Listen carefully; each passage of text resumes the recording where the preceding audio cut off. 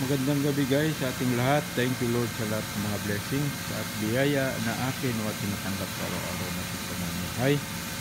Sana ay maging ganun din po sa inyo at saka sa buong pamilya po ninyo.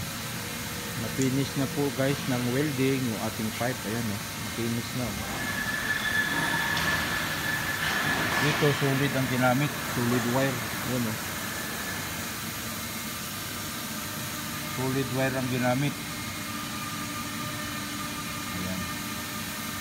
Mga 9 lang to or 8 mm laki ng welding.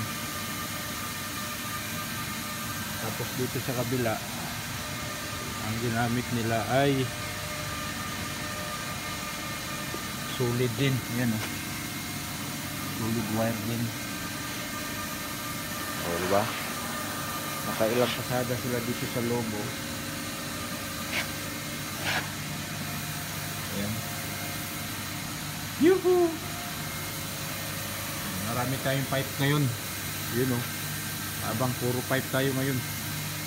Ito okay na ito. May ribbon na. Kaya okay na yan. Flux cord naman ang ginamit dito.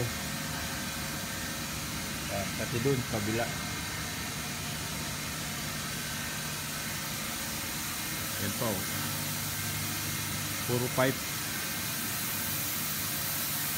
Thank you guys. Please feel free to share our video para makarating sa ating mga kababayan kung saan man sila ngayon. Thank you, thank you. Keep safe always and enjoy life lang tayo palagi. All OFWs around the world, thank you. Ayan. Thank you.